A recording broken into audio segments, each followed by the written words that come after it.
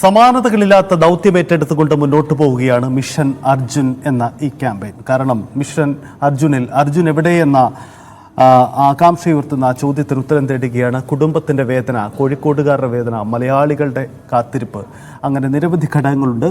കോഴിക്കോട് കണ്ണാടിക്കലെ ആ വീട്ടിലും അങ്ങേയറ്റം സഹതാപം അർഹിക്കുന്ന ദുരന്തമയമായ സാഹചര്യമാണ്. ആരോടും പ്രതികരിക്കാൻ കഴിയാത്ത, ആർക്കും ആശ്വസിപ്പിക്കാൻ കഴിയാത്ത അവസ്ഥയിലേക്ക് ആ കുടുംബം പോവുകയാണ്.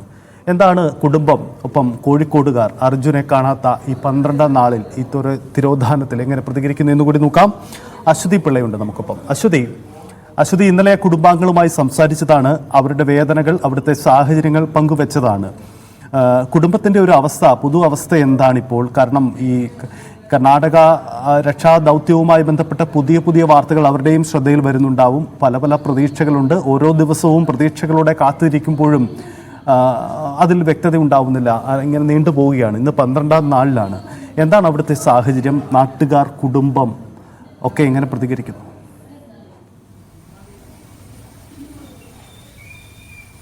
സജിത്ത്, ശിരൂരിലെ ഓരോ സമയത്തെയും അപ്ഡേറ്റ്സ് ഇവിടെ ഓരോ മാറ്റങ്ങൾ ഉണ്ടാക്കുകയാണ്, ചലനങ്ങൾ ഉണ്ടാക്കുകയാണ്. ഏറ്റവും ഒടുവിൽ ഈശ്വർ മൽപെ എന്ന ടീം നേതാവ് നയിക്കുന്ന, മത്സ്യത്തൊഴിലാളി നയിക്കുന്ന ആ ഒരു ടീം, 8 അംഗ സംഘം അങ്ങോട്ടേക്ക് എത്തുമ്പോൾ വലിയൊരു പ്രതീക്ഷ വെക്കുകയാണ്. സത്യത്തിൽ എടുത്തു പറയുമ്പോൾ ഇന്ന് ഏറ്റവും അധികം പ്രതീക്ഷ വെക്കുന്നത് ഈശ്വറിന്റെ ഈ ടീമിനെ തന്നെയാണ് നമ്മൾ. അത് കണ്ണാടിക്കൽ അത് ഏറ്റെടുത്ത് കഴിഞ്ഞു എന്നുള്ളതാണ് ആ ഏറ്റവും പ്രധാനപ്പെട്ട കാര്യം. എടുത്തു പറയേണ്ടത് ആ ഈശ്വറിന്റെ ഒരു പ്രതികരണം, അത് ഉണ്ടാക്കിയിരിക്കുന്ന ഒരു അവരുടെ ഒരു പ്രതീക്ഷ, ഇവിടെയുള്ളവരുടെ ഒരു പ്രതീക്ഷ അത് അങ്ങേയറ്റമാക്കിയിരിക്കുന്നു. അഞ്ജുവിനോട് സംസാരിച്ചിരുന്നു, അർജുന്റെ സഹോദരിയുമായി ഞാൻ സംസാരിച്ചിരുന്നു. അഞ്ജു പറഞ്ഞ ഒരു പ്രധാനപ്പെട്ട കാര്യം, ഇത്തരത്തിൽ മത്സ്യത്തൊഴിലാളികൾ അവിടെ ഇത് ഏറ്റെടുക്കുകയാണ്, ദൗത്യം ഏറ്റെടുക്കുകയാണ്. അവർ അകത്തേക്ക് ഇറങ്ങാൻ അല്ലെങ്കിൽ വെള്ളത്തിലേക്ക് ഇറങ്ങാനുള്ള തയ്യാറെടുപ്പിലാണ് എന്ന് അഞ്ജു സംസാരിക്കുമ്പോൾ പറഞ്ഞു.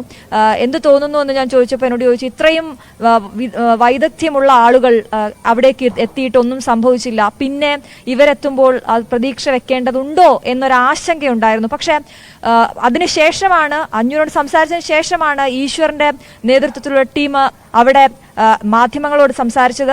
എത്രത്തോളം പോസിറ്റീവായിട്ടുള്ള ഒരു പ്രതികരണമാണ് അതെന്നുള്ളത് എനിക്ക് പറയാതിരിക്കാൻ വയ്യ. കാരണം അഞ്ജുവും അത് കണ്ടിട്ടുണ്ടാകും. അതിനുശേഷം ഞാൻ അഞ്ജുനോട് സംസാരിക്കാനിരിക്കുകയാണ്.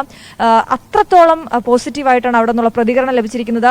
നമുക്ക് നമ്മുടെ സോഷ്യൽ മീഡിയ ഹാൻഡിലുകൾ അടക്കം വരുന്ന കമന്റുകൾ പരിശോധിച്ചാൽ നമുക്ക് അറിയാൻ കഴിയും. ഇവിടെ നിന്നുള്ള നാട്ടുകാരുടെ പ്രതികരണങ്ങൾ എടുത്താൽ നമുക്ക് അറിയാൻ കഴിയും. അവർക്കൊക്കെയുള്ള ഒരേ ഒരു ചോദ്യം, എന്തുകൊണ്ട് ഇവരെ കൂടി നേരത്തെ ഉൾപ്പെടുത്തിയില്ല, രക്ഷാദൗത്യത്തിന്റെ ഭാഗമാക്കിയില്ല, ഇപ്പോഴാണോ ഇവരെ വിളിക്കുന്നത് എന്ന ഒരു ആശങ്ക അവർ പങ്കുവയ്ക്കുന്നുണ്ട്. പക്ഷെ ആ പ്രതീക്ഷയുടെ ഒരു കിരണം, ഒരു രശ്മി നമുക്ക് ഇന്ന് കിട്ടിയിരിക്കുന്നു. നമ്മുടെ പിടിവള്ളി ഇന്ന് ഈശ്വറാണ്. സൈന്യത്തെ ഒട്ടും കുറച്ച് പറയുകയല്ല. പക്ഷേ അവർ സംസാരിക്കുമ്പോൾ പറഞ്ഞ ഏറ്റവും പ്രധാനപ്പെട്ട കാര്യം ഇതാണ്, ഇതുപോലെയുള്ള ആഴങ്ങളിൽ ഇറങ്ങി 1000-ഓളം ആളുകളെ ഞങ്ങൾ കണ്ടെത്തിയിട്ടുണ്ട് എന്ന് പറഞ്ഞല്ലോ.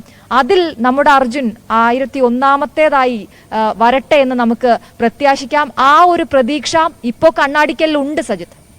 യെസ്, എന്തായാലും അതൊരു വലിയ പ്രതീക്ഷയായി മാറുകയാണ്. അർജുൻ എന്ത് സംഭവിച്ചു എന്ന ചോദ്യത്തിന് നമുക്ക് ഉത്തരം കാണണം. ഈ 12ാം നാളിൽ ആ കാത്തിരിപ്പാണ് നീണ്ടുപോകുന്നത്. ആ കുടുംബം പല പ്രതീക്ഷകളുമായി കാത്തിരിക്കുകയാണ്. ഇന്നത്തെ ദിവസം കടലിന്റെ മക്കൾ, മത്സ്യത്തൊഴിലാളികൾ രക്ഷാദൗത്യത്തിൽ വളരെ ആത്മവിശ്വാസത്തോടെ അവർ മുന്നോട്ട് വരുമ്പോൾ എന്താണ് നമ്മുടെ പ്രതീക്ഷകൾ? നമ്മുടെ പ്രതീക്ഷയ്ക്കൊപ്പം എത്ര കണ്ട് വേഗത്തിൽ അവർക്ക് മുന്നോട്ട് പോകാൻ കഴിയും?